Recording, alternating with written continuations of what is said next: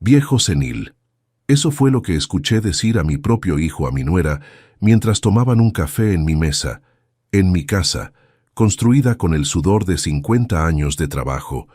Cuchicheaban, pensando que no escuchaba bien por la edad, pero este viejo todavía tiene buen oído, ¿sabes? Y el corazón. El corazón se hizo pedazos aquella mañana de martes. Estaba en la cocina preparando un desayuno abundante, como hacía todas las mañanas desde que mi Lourdes se fue. Acababa de sacar las quesadillas del comal, receta de ella, cuando escuché las risas ahogadas. Me acerqué despacio, con la bandeja en mis manos temblorosas, y fue cuando oí a mi Augusto decirle a Marilda que el viejo ya está senil y que solo era cuestión de esperar un poco más para hacerse cargo de todo, de las tierras, del ganado, de la casa, de todo lo que construí con tanto sacrificio. Me quedé allí parado, sintiendo el aroma de las quesadillas mezclarse con el sabor amargo de la traición. Me llamo Olavo Pérez Mendoza, tengo 78 años, soy psicólogo jubilado, pero todavía atiendo a algunos pacientes antiguos aquí en Guadalajara, Jalisco. Vine del interior de Michoacán, de Pátzcuaro, pero la vida me trajo a estas tierras hace más de 40 años, cuando el Bajío todavía era la nueva frontera agrícola. Empecé pequeño con un consultorio modesto y algunas hectáreas de tierra que fui comprando poco a poco. Estudié la mente humana toda la vida, pero confieso que nunca entendí bien la avaricia. Trabajé el doble toda mi vida, de día en el consultorio, atendiendo personas con problemas, escuchando dolores, ayudando a curar heridas que ni se ven, de noche y los fines de semana, cuidando la tierra, aprendiendo sobre siembra, cosecha, crianza. Mientras mis colegas psicólogos viajaban en vacaciones, yo estaba invirtiendo cada centavo en otro pedazo de terreno. Cuando podría haberme jubilado, seguí trabajando para darle estudios a mi hijo único. Universidad cara en Ciudad de México, apartamento, coche, todo para que él no pasara por lo que yo pasé. Y después vino la boda, la nuera, los nietos. Siempre pensé que estaba construyendo un legado, ¿sabes? Algo para dejar a la familia cuando yo partiera. Poco sabía que estaba alimentando serpientes en mi propio nido. Antes de continuar esta historia, me gustaría agradecer al canal Voz de los Abuelos por la oportunidad de dejarme contar mi historia. Y te pido a ti que estás viendo, que te suscribas al canal, dejes tu like, comentes desde dónde estás viendo y qué hora es allí. Y comparte este video con alguien que necesita escuchar este mensaje. Todos los días hay una historia nueva aquí en Voz de los Abuelos. Son historias como la mía, de gente que ha vivido mucho y tiene algo que enseñar.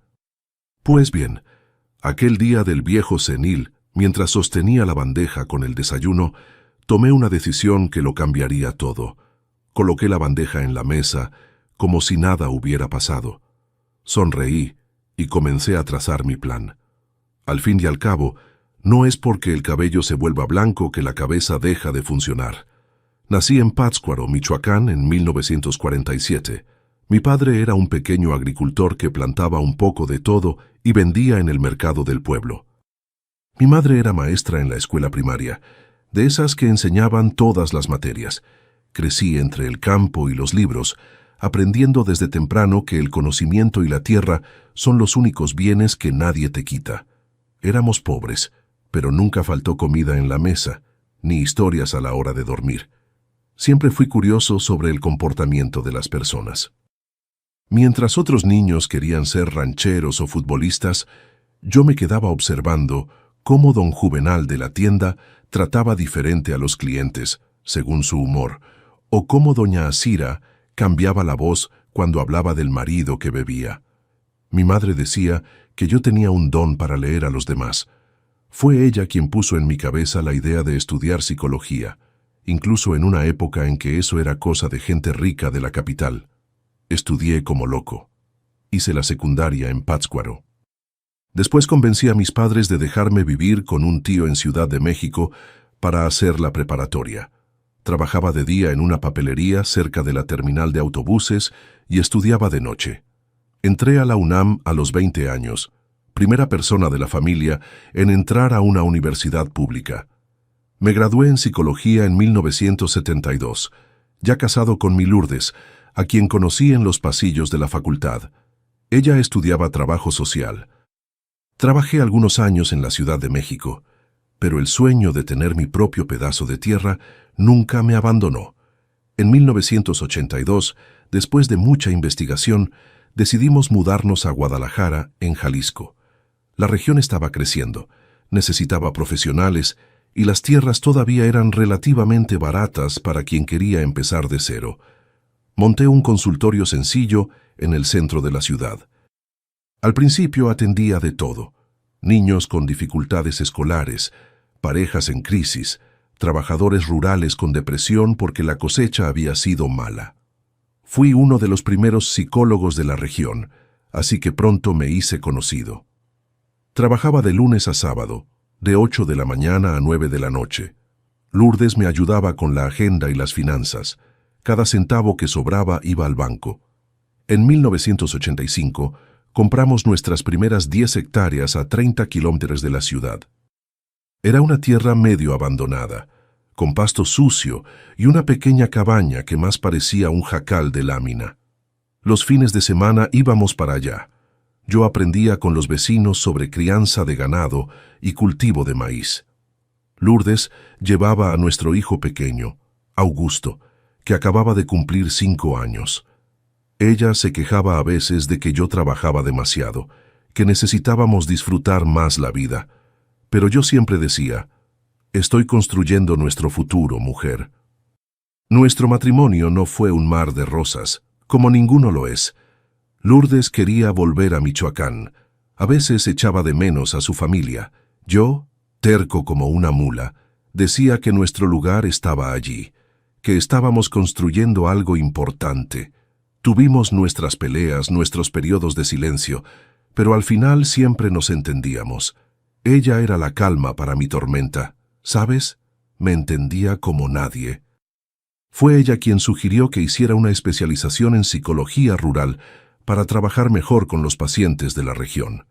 Fue ella también quien me convenció de contratar a un capataz cuando el rancho empezó a crecer, para que yo no me matara de tanto trabajo. Augusto era nuestro único hijo. Lourdes tuvo 2 pérdidas antes de él y una después. Así que el niño creció siendo el centro de nuestras vidas. Tal vez ese fue mi error, querer compensar con bienes materiales el tiempo que no pasé con él. Cuando cumplió 15 años, lo mandamos a estudiar a Monterrey, a un colegio privado de los buenos. Después vino la universidad en Ciudad de México, administración de empresas, porque decía que quería hacerse cargo de los negocios de la familia. Le pagamos apartamento, coche, viajes de vacaciones, todo lo que yo no tuve, quise dárselo a mi hijo. Durante ese tiempo, el rancho fue creciendo. Compramos más tierras de los vecinos que desistían. Modernizamos la crianza de ganado, ampliamos el área de cultivo de maíz. Contraté agrónomos, veterinarios, técnicos agrícolas. Aprendí sobre mercado de futuros, exportación, rastreo de ganado. La psicología seguía siendo mi profesión principal, pero el rancho ya daba un retorno considerable. Construimos una buena casa en la propiedad y otra en la ciudad. Lourdes, finalmente, podía tener la comodidad que merecía. Cuando Augusto volvió de Ciudad de México, ya graduado con Marilda como prometida, pensé que mis sacrificios habían valido la pena. Él decía que quería aprender todo sobre el negocio, que tenía ideas nuevas, que iba a expandir aún más lo que comenzamos. Construimos una casa para ellos en el rancho, no muy lejos de la nuestra. Les dimos un buen pedazo de tierra como regalo de boda. Vinieron los nietos, Pedro y Marina, y parecía que todo estaba en el lugar correcto. Pero entonces empecé a notar pequeños cambios. Augusto cuestionaba mis decisiones frente a los empleados. Marilda comentaba, como quien no quiere la cosa, que su casa era más pequeña que la nuestra, que el coche estaba viejo, que sus amigos tenían más. Cuando Lourdes se enfermó en 2020, ellos raramente aparecían en el hospital. Decían que los niños no podían ver a la abuela de esa manera, que tenían compromisos ineludibles en el rancho. Yo iba y volvía solo, día tras día, viendo a mi compañera de vida desvanecerse con un cáncer que no perdonó. Después de que Lourdes partió en 2021, la avaricia de ellos se volvió más descarada. Comenzaron a hablar de reorganizar el patrimonio, de modernizar la gestión, de pensar en el futuro de la familia. Augusto quería que pusiera todo a su nombre. Decía que era para evitar problemas con la herencia. Después yo hasta entendía la lógica, pero algo dentro de mí, algún instinto que desarrollé después de décadas, analizando comportamientos, me decía que tuviera cuidado, y ese instinto estaba en lo correcto, como descubrí aquella mañana del café. Las señales ya estaban allí frente a mí, pero me negaba a verlas. Como psicólogo siempre les hablé a mis pacientes sobre la negación, ese mecanismo que creamos para no enfrentar verdades dolorosas. Pero cuando se trata de la propia familia, hasta el especialista se vuelve profano. Todo empezó a volverse más evidente después de la Navidad de 2022, la primera después de que Lourdes se fue. Organicé una cena elaborada en la casa grande del rancho, como a ella le gustaba hacer. Invité a todos los empleados más antiguos con sus familias, encargué regalos para los nietos, contraté incluso a una decoradora de Guadalajara para que todo quedara bonito. Quería mantener vivas las tradiciones, ¿sabes? Era una forma de sentir que Lourdes todavía estaba con nosotros. Augusto y Marilda llegaron tarde, malhumorados. Él se quejó del gasto innecesario. Ella criticó la decoración, diciendo que era cosa de viejos. Mis nietos, Pedro y Marina, entonces con 15 y 13 años, estaban más entretenidos con sus celulares que conversando con el abuelo. Durante la cena, noté a Augusto cuchicheando con Jorge, nuestro gerente financiero. Al día siguiente, Jorge vino a preguntarme si yo había autorizado a mi hijo a hacer un levantamiento completo de todas las propiedades e inversiones. No lo había hecho. Don Olavo, con todo respeto, el licenciado Augusto anda haciendo muchas preguntas sobre los documentos de las tierras, sobre las cuentas bancarias, hasta de su testamento quiso saber. Fue como un puñetazo en el estómago. Jorge trabajaba conmigo desde hacía más de 20 años, era casi de la familia. Si estaba preocupado al punto de venir a hablar conmigo, la cosa era seria. ¿Y qué le dijiste, Jorge? Que esos asuntos solo usted podía tratarlos, don Olavo. Pero él insistió. Dijo que usted ya no tiene edad para estar cuidando de tantas cosas, que yo debía confiar en él porque pronto sería él el patrón. Aquella noche no pude dormir. Me quedé repasando en la cabeza todos los momentos de los últimos meses. Cómo Augusto había sugerido que vendiera algunas cabezas de ganado para simplificar la operación. Cómo Marilda vivía insistiendo en que debía poner la casa de la ciudad a nombre de ellos para facilitar cuando necesitaran venderla.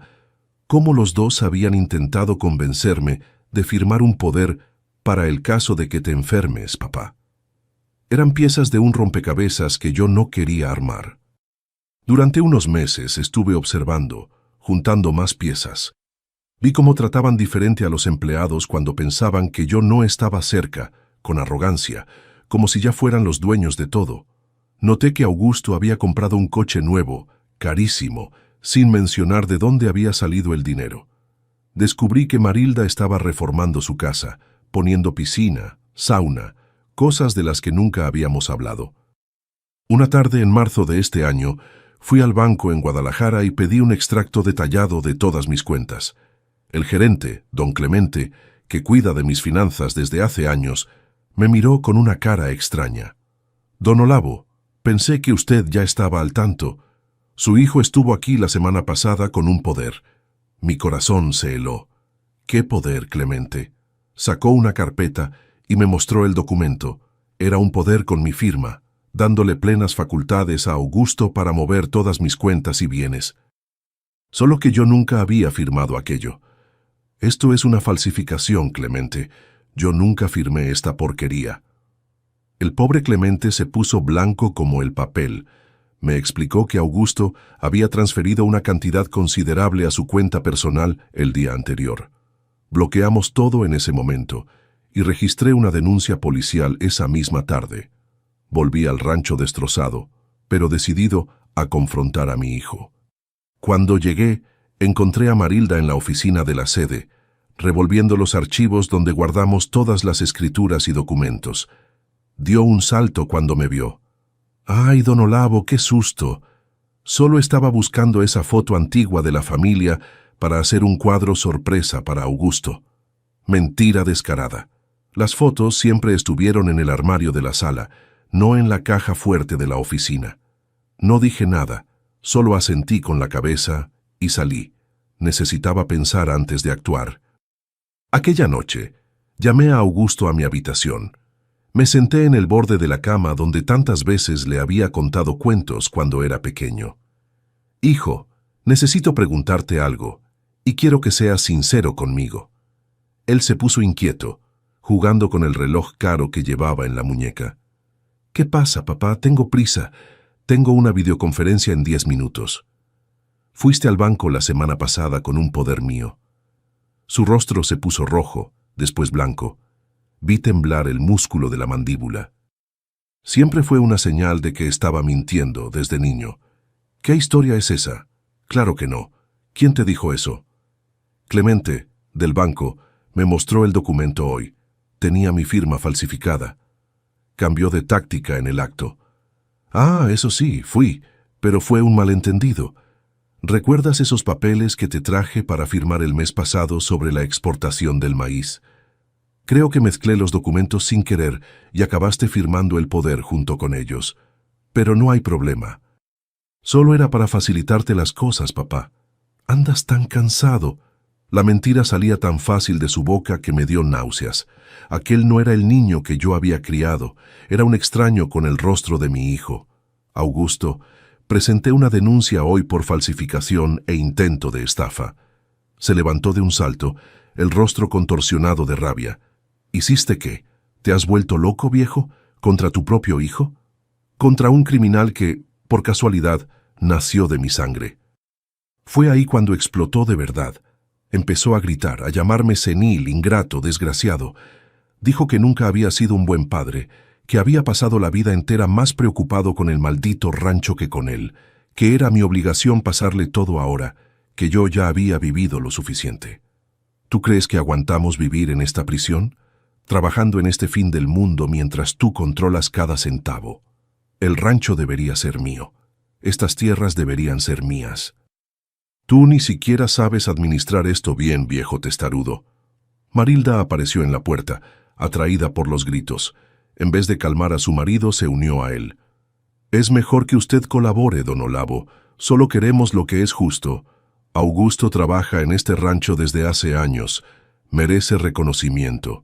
Usted no va a vivir para siempre, y nosotros necesitamos garantizar el futuro de nuestros hijos.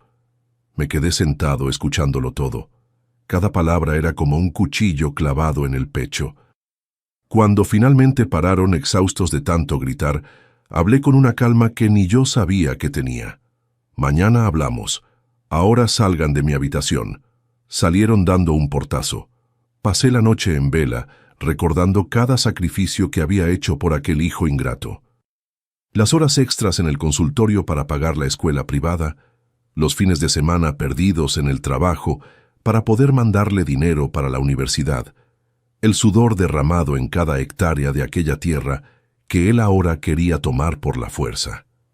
A la mañana siguiente, bajé a desayunar más temprano de lo normal. Los encontré cuchicheando en la mesa de la cocina, tan entretenidos que ni me vieron llegar. Fue cuando escuché aquella frase que abrió esta historia. El viejo ya está senil. Solo hay que esperar un poco más. Me quedé parado en la puerta con la bandeja en las manos, sintiendo el peso de cada palabra. Respiré hondo. Entré en la cocina como si nada hubiera pasado y serví el café para ellos. Comimos en silencio. Cuando terminaron, Augusto dijo que iba a la ciudad a resolver unos asuntos y que volvería por la noche. Marilda iba a llevar a los niños a la escuela y después encontrarse con sus amigas en el centro comercial de Guadalajara. Tan pronto como me quedé solo, llamé a mi abogado, licenciado Méndez. No le conté todos los detalles por teléfono, solo le pedí que viniera urgentemente al rancho. 2 horas después, estaba sentado en mi oficina, escuchando todo. la falsificación, las amenazas, el plan de ellos de apoderarse de mis tierras. El licenciado Méndez se quitó las gafas y las limpió con un pañuelo, como siempre hacía cuando estaba pensando seriamente. Don Olavo, perdone mi franqueza, pero usted está en peligro. No solo financiero, sino quizás hasta físico. Lo que su hijo hizo es un delito, y por lo que me cuenta no parece arrepentido. Al contrario. ¿Qué me sugiere, licenciado? Primero, cambiar todas las cerraduras. Segundo, actualizar su testamento inmediatamente, excluyendo a su hijo, si esa es su voluntad. Tercero, contratar seguridad privada hasta que resolvamos esta situación. Y cuarto, quizás lo más difícil, usted necesita alejarse de ellos. Sentí un nudo en la garganta. Alejarme de mi único hijo, de mis nietos, de la vida que construí en aquel rancho. Pero en el fondo sabía que el licenciado Méndez tenía razón.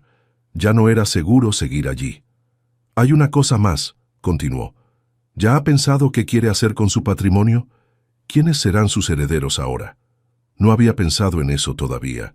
Toda mi vida trabajé pensando en dejarle todo a Augusto y los nietos. Ahora necesitaba replantearme todo. Necesito unos días para decidir eso, licenciado. Él asintió comprensivo. Tómese el tiempo que necesite, pero no demore mucho. La situación es grave. Cuando el abogado se fue, me quedé sentado en la oficina durante horas, mirando al horizonte por la ventana. Vi el sol empezar a ponerse sobre los campos de maíz que yo mismo había sembrado. Vi el ganado pastando tranquilo en los potreros que abrí con mis propias manos. Toda una vida de trabajo que ahora se transformaba en un campo de batalla familiar. Aquella noche no dormí en casa. Tomé algo de ropa, documentos importantes, y me fui a mi casa en la ciudad. A la mañana siguiente, cuando Augusto llamó furioso preguntando dónde estaba, solo le dije que necesitaba tiempo para pensar. ¿Pensar en qué, papá?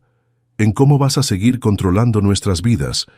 No, hijo, en cómo protegerme de ti. Colgué el teléfono y bloqueé su número. Era hora de tomar decisiones difíciles, de cambiar el rumbo de mi historia y principalmente de hacer justicia. Durante los 3 días que pasé solo en la casa de la ciudad, recibí decenas de llamadas de Augusto y Marilda. No contesté ninguna. Necesitaba ese tiempo para organizar mis pensamientos y principalmente para descubrir hasta dónde llegaba su traición. El miércoles recibí la visita de don Chuy, el capataz más antiguo del rancho, hombre sencillo, de pocas palabras, que trabajaba conmigo desde los primeros tiempos. Llegó con el sombrero en la mano, avergonzado.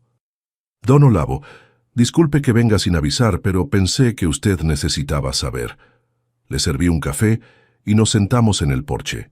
Chuy entonces me contó que en mi ausencia, Augusto había reunido a todos los empleados y anunciado que a partir de ese momento él estaba asumiendo el mando de todo. Dijo que yo estaba mentalmente incapacitado y que él tenía documentos que lo probaban. ¿Qué documentos, Chuy? No sé, patrón. Pero mostró unos papeles con membrete de médico, diciendo que usted tiene, ¿cómo se llama? Alzheimer, corregí, sintiendo un escalofrío en la espina. Eso mismo. Dijo que usted está enfermo y ya no puede tomar decisiones, que la justicia ya le dio a él el derecho de hacerse cargo de todo. Falsificación de nuevo. Mi propio hijo forjando informes médicos para declararme incapaz. ¿A qué punto habíamos llegado? ¿Y la gente le creyó, Chuy? El viejo capataz retorció el sombrero en sus manos, incómodo. Los más nuevos que no conocen bien a usted, tal vez sí, pero nosotros, los más antiguos, nunca creeríamos una historia así. Usted puede tener el cabello blanco, pero su cabeza funciona mejor que la de muchos jóvenes por ahí. Aquellas palabras me calentaron el corazón. Al menos todavía tenía aliados. Hay una cosa más, don Olavo. El licenciado Augusto mandó a Jorge preparar unos papeles para vender parte del ganado. Dijo que necesita dinero rápido. Eso confirmaba mis sospechas. Querían liquidar mi patrimonio lo más rápido posible, probablemente para huir con el dinero antes de que yo pudiera reaccionar. Gracias por venir a contarme esto, Chuy. Significa mucho para mí. Usted me dio una oportunidad cuando nadie más me la daba, don Olavo. Me enseñó a lidiar con el ganado. Confió en mí para ser capataz, aun siendo yo solo un peón analfabeto. Nunca olvidaré eso. Después de que Chuy se fue, llamé inmediatamente al licenciado Méndez y le conté las novedades. Se alarmó. Don Olavo, esto es muy grave. Falsificación de informes médicos es un delito serio. Y si él está anunciando que tiene una tutela judicial, también es falsedad ideológica. Necesitamos actuar rápido. ¿Qué me sugiere? Primero, vamos a pedir una medida cautelar para impedir cualquier venta de bienes.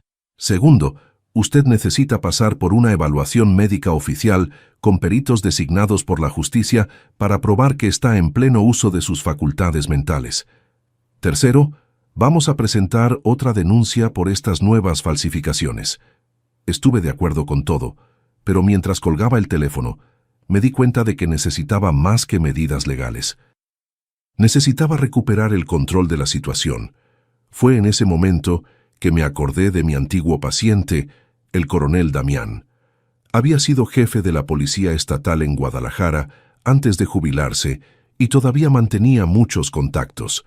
En los últimos años de su carrera, yo lo había ayudado a superar un grave cuadro de depresión tras la muerte de su esposa. Desde entonces, siempre decía que me debía una. Llamé al coronel y concerté un café para esa misma tarde. Cuando nos encontramos en la cafetería del centro, le conté toda la historia. Escuchó en silencio, el rostro cada vez más serio. Olavo, lo que su hijo está haciendo es criminal y peligroso. Si ya falsificó documentos 2 veces, puede hacer cosas peores. Usted no está seguro. ¿Qué me sugiere, coronel? Tengo algunos amigos en activo que pueden prestar especial atención a su caso, y conozco una empresa de seguridad de confianza con profesionales discretos y eficientes. Antes incluso de salir de la cafetería, el coronel ya había hecho algunas llamadas. A la mañana siguiente, tenía 2 guardias de seguridad profesionales acompañándome y la garantía de que la policía haría rondas regulares en mi casa de la ciudad y en el rancho. Pero el triunfo realmente vino de donde menos lo esperaba, de la tecnología. Hace unos 2 años, después de que unos ladrones robaran el ganado de un rancho vecino, instalé cámaras de seguridad por toda la propiedad. Cámaras modernas, con acceso remoto por celular. En la prisa de salir del rancho, me había olvidado completamente de ellas. Pero ahora, solo en casa, recordé que podía ver todo lo que pasaba allí por la pantalla de mi smartphone. Empecé a monitorear los movimientos de Augusto y Marilda. Vi cuando llevaron a un hombre desconocido a conocer el rancho, probablemente un comprador interesado en las tierras. Observé cuando Marilda entró en mi habitación y empezó a revolver cajones, probablemente buscando más documentos. Flagré una discusión acalorada entre Augusto y Jorge en la oficina, donde mi hijo parecía estar amenazando al gerente financiero. Y lo más importante, grabé todo. Cada conversación indiscreta cerca de las cámaras, cada acción sospechosa. En uno de esos momentos, capté algo precioso. Augusto hablando abiertamente con Marilda sobre la falsificación de los informes médicos. Tranquila, amor. Nadie va a cuestionar estos informes. Pagué una fortuna al doctor Ricardo para que firmara. Es respetado en la ciudad. Nadie va a dudar. Pero, ¿y si tu padre aparece por ahí saludable? La gente verá que no tiene nada. Para entonces, ya habremos vendido lo suficiente para garantizar nuestro futuro. Y si él crea problemas, bueno, los accidentes ocurren, especialmente con ancianos confundidos. Aquella última frase me heló la sangre. Mi propio hijo, considerando la posibilidad de hacerme daño. Guardé el video y lo envié inmediatamente al licenciado Méndez y al coronel Damián. La respuesta fue rápida. Al día siguiente, policías fueron al rancho con una orden de cateo. Encontraron los informes falsificados en la oficina de Augusto, junto con otros documentos adulterados, incluso un testamento falso, donde yo supuestamente le dejaba todo a él. Mi hijo fue llevado a declarar, y Marilda entró en pánico. Me llamó llorando, diciendo que todo había sido idea de Augusto, que ella solo había aceptado por miedo, que estaba arrepentida. No creí una palabra. Las cámaras habían mostrado que ella era tan activa en el fraude como mi hijo. Con las pruebas en mano, el licenciado Méndez presentó una demanda judicial pidiendo medidas de protección contra Augusto y Marilda. El juez, licenciado Pablo Recendis, era un antiguo conocido mío. Nuestros hijos habían estudiado juntos. Analizó el caso con prioridad y en menos de una semana concedió todas nuestras solicitudes. Augusto fue acusado de falsificación de documentos, fraude, intento de apropiación indebida y amenazas. Marilda, como cómplice. A ambos se les prohibió acercarse a mí o al rancho, y todos los intentos de venta o transferencia de bienes fueron anulados. El doctor Ricardo, el médico que había firmado los informes falsos, también fue acusado y tuvo su registro profesional suspendido. Más tarde, descubrí que tenía problemas con el juego y debía dinero a mucha gente en Guadalajara. Augusto se había aprovechado de esa debilidad.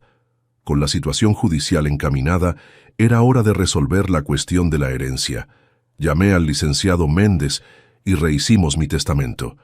Decidí que el 30% del patrimonio iría a una fundación que creé a nombre de Lourdes, destinada a apoyar a estudiantes de bajos recursos de la región que quisieran cursar la universidad.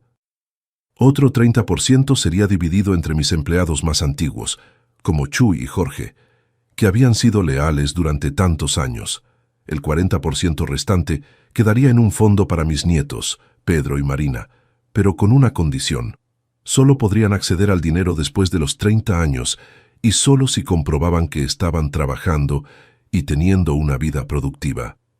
Augusto y Marilda fueron completamente desheredados. La decisión fue difícil, pero necesaria. Como psicólogo, sé que el dinero fácil solo alimenta vicios y malas conductas.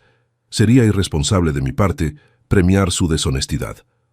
Una semana después de todo esto, volví al rancho. Cambié todas las cerraduras, como el licenciado Méndez había sugerido, y reforcé el sistema de seguridad. Augusto y Marilda tuvieron que salir de su casa en la propiedad. Al fin y al cabo, el inmueble estaba a mi nombre, y ellos tenían prohibido acercarse. Se fueron a vivir a un apartamento alquilado en Guadalajara. El reencuentro con los empleados fue emocionante. Muchos vinieron a abrazarme, a decir que estaban felices con mi regreso. Chuy organizó hasta una carne asada para celebrar. Durante la fiesta, se acercó con un vaso de cerveza en la mano. «Don Olavo, ¿puedo hacer una pregunta algo atrevida?» «Claro, Chuy. ¿Cómo logró darle la vuelta así a las cosas?» El licenciado Augusto parecía tan seguro de que iba a hacerse cargo de todo. Sonreí, recordando todas las tecnologías que había implementado en el rancho a lo largo de los años, siempre enfrentando resistencia de mi hijo, que consideraba innecesario gastar dinero en esas modernidades. Chuy, creo que mi hijo olvidó algo importante. No es porque nos hagamos viejos que dejamos de aprender. Mientras él estaba ocupado contando mi dinero, yo estaba aprendiendo a usar la tecnología a mi favor. Los ojos del viejo capataz brillaron de admiración. Usted es realmente un patrón diferente, don Olavo, un hombre de visión. Aquella noche, sentado en el porche de la casa grande, mirando al cielo estrellado del campo, sentí una mezcla de tristeza y alivio. Había perdido a mi hijo, y eso dolía como una herida abierta, pero había salvado el trabajo de una vida y, más importante, había preservado mi dignidad. Semanas después, recibí una llamada inesperada. Era Marina, mi nieta de 13 años. «Abuelito, ¿puedo hablar con usted?» Su voz estaba temblorosa, insegura. Acordamos encontrarnos en una heladería de Guadalajara, terreno neutral. Cuando llegué allí, ella ya estaba sentada en una mesa en la esquina, jugando nerviosamente con la pajita de su malteada. «Hola, abuelito». «Hola, mi flor, qué bueno verte». Se quedó en silencio por un tiempo. Después soltó todo de una vez. «Abuelito, Pedro y yo estamos muy tristes con todo esto. No sabíamos lo que papá y mamá estaban haciendo, lo juro. Solo los oíamos diciendo que usted no quería dividir el rancho, que era egoísta. Pero luego vi en el periódico que ellos falsificaron documentos, que iban a vender todo sin que usted lo supiera». Las lágrimas corrían por su rostro. Extendí la mano sobre la mesa y tomé la suya. Sé que ustedes no tienen la culpa, mi Flor. Son niños todavía. No podían hacer nada. Pedro está muy enojado con papá. Ni siquiera quiere hablar con él. Y yo lo extraño, abuelito. Extraño el rancho, montar a caballo con usted, escuchar sus historias. Mi corazón se encogió. Los nietos eran inocentes en toda esta historia. No podían pagar por los errores de sus padres. Marina, quiero que tú y tu hermano sepan algo. El rancho siempre será su hogar también. Cuando quieran visitarme, solo tienen que avisarme. Mandaré al chofer a recogerlos en la escuela, llevarlos a comer, pasar un fin de semana en el rancho. Lo que ustedes quieran. Su rostro se iluminó. ¿De verdad, abuelito, no está enojado con nosotros? Claro que no, mi Flor. Son mis nietos, sangre de mi sangre. Eso nadie puede cambiar. Cuando nos despedimos, Marina me abrazó fuerte, como no lo hacía desde hacía mucho tiempo. Aquel abrazo valió más que todas las tierras y todo el ganado del mundo. En los meses siguientes, Pedro y Marina comenzaron a visitarme regularmente. Primero solo los sábados, después en algunos días festivos, eventualmente pasando vacaciones enteras en el rancho. A Augusto y Marilda no les gustaba, pero con las medidas de protección vigentes no podían hacer mucho al respecto. El proceso penal contra ellos siguió su curso. Acabaron haciendo un acuerdo con la fiscalía. A cambio de una pena más leve, devolvieron el dinero que habían desviado y confesaron todos los delitos. Augusto recibió 2 años en régimen semiabierto, convertidos en servicios comunitarios y uso de brazalete electrónico. Marilda, por ser cómplice y no la autora principal, recibió 1 año también convertido en penas alternativas. La historia se extendió por Guadalajara y la región. Mucha gente vino a buscarme, algunos por curiosidad morbosa, otros por genuina preocupación. Hasta me convertí en tema de reportaje en el periódico local. Psicólogo de 78 años, desbarata fraude de su propio hijo y salva patrimonio. Pero lo que más me marcó fue la reacción de otros ancianos de la comunidad. Muchos comenzaron a buscarme pidiendo consejos sobre cómo protegerse, cómo lidiar con hijos codiciosos, cómo garantizar que sus voluntades fueran respetadas al final de la vida. Acabé creando un grupo de apoyo que se reúne todos los jueves en la Asociación de Comerciantes de Guadalajara. Lo llamamos Sabiduría Plateada, una broma con nuestros cabellos blancos. Al final, aquel viejo senil que mi hijo tanto despreciaba acabó convirtiéndose en una referencia para toda una generación de ancianos que no quiere ser engañada. Y eso para mí vale más que todo el patrimonio que construí a lo largo de la vida. Ya hace casi 1 año desde aquel desayuno donde escuché a mi hijo llamarme viejo senil.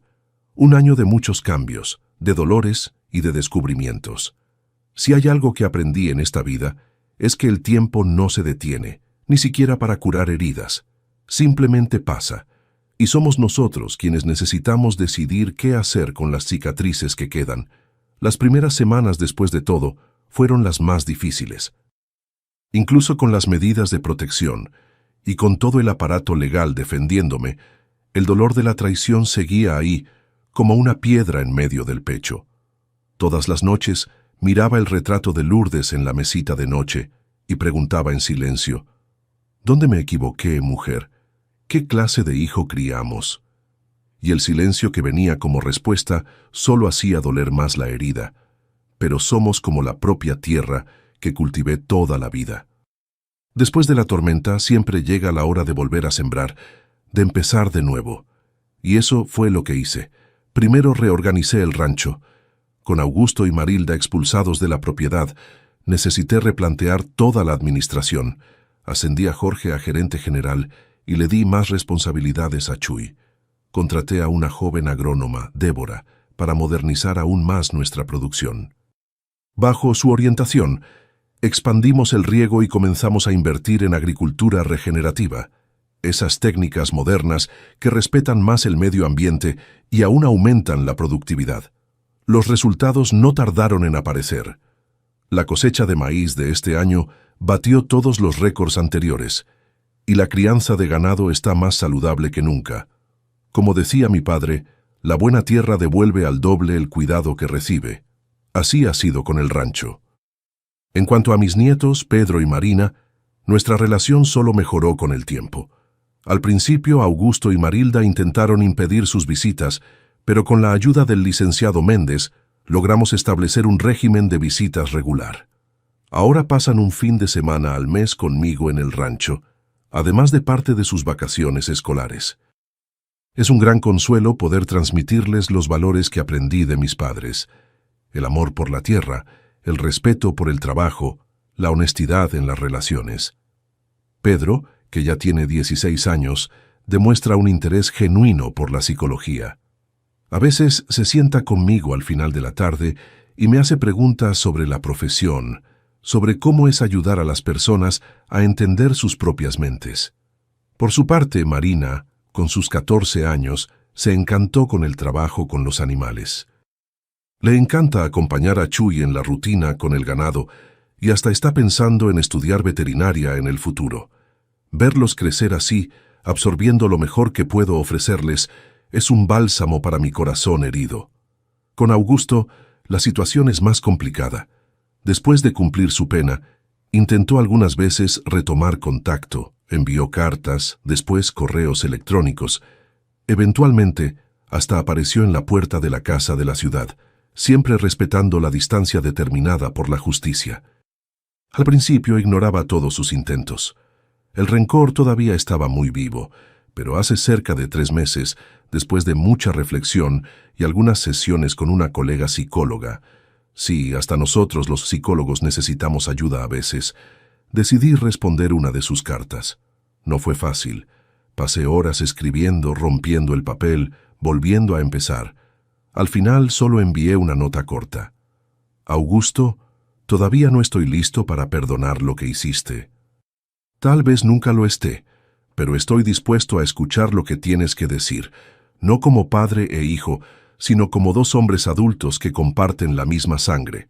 Si quieres conversar, podemos encontrarnos en la oficina del licenciado Méndez la próxima semana. Nos encontramos un miércoles lluvioso.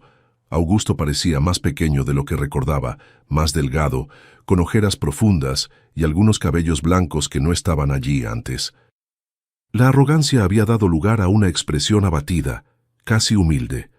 Conversamos durante casi 2 horas con el licenciado Méndez, presente como testigo y mediador. Pidió perdón.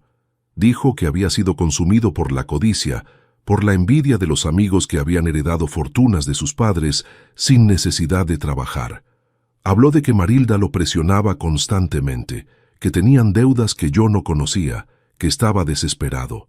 Contó que después de todo, ella lo abandonó. Huyó con un empresario de Monterrey, dejándolo solo con la culpa y la vergüenza. No sentí alegría con su sufrimiento. De hecho, sentí una mezcla de pena y frustración.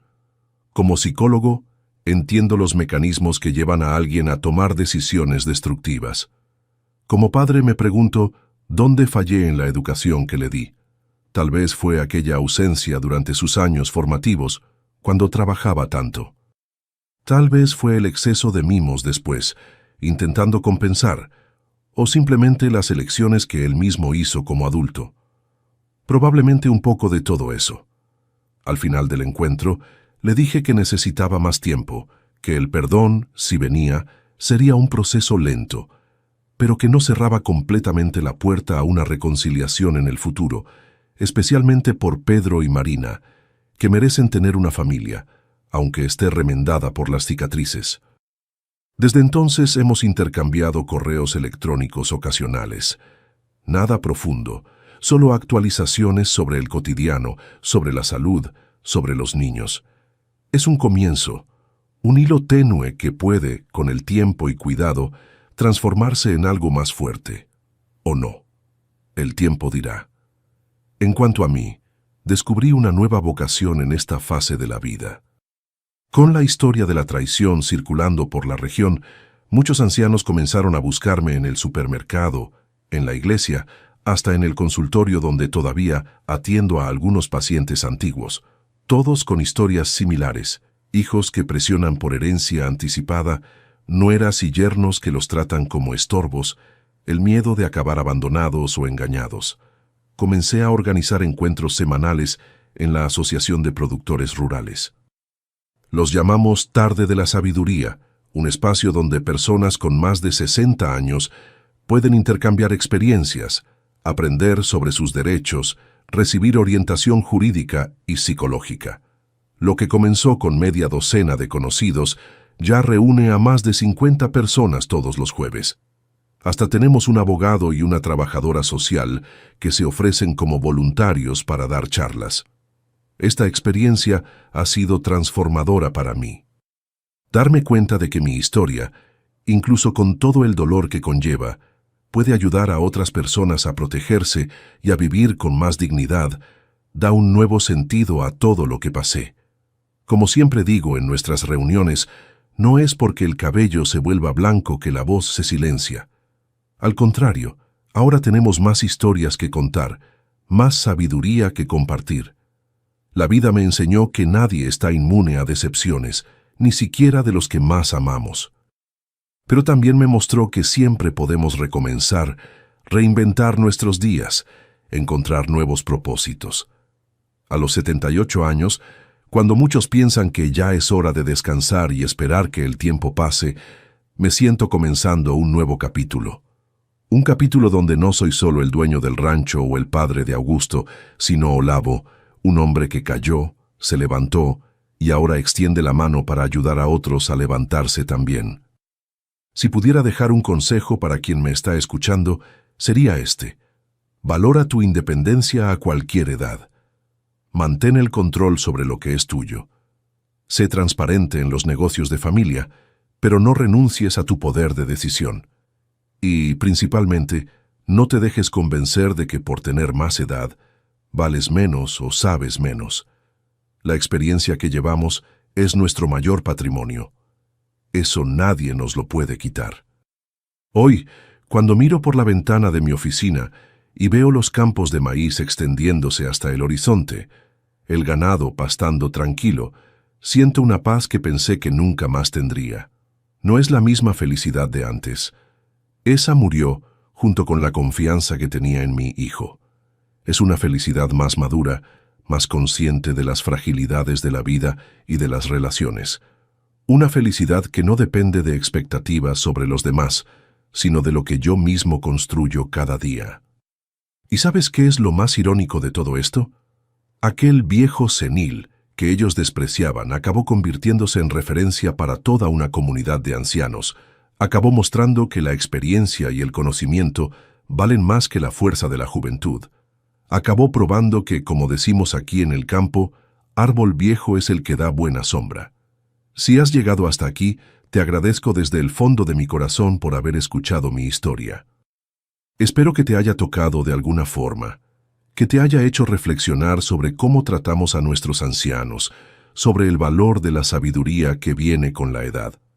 Quiero agradecer también al canal Voz de los Abuelos por darme esta oportunidad de desahogarme y compartir mi vida.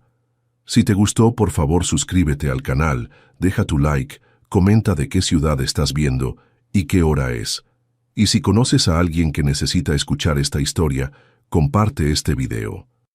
Todos los días hay una historia nueva aquí, y quién sabe si la próxima no será aún más parecida a la tuya.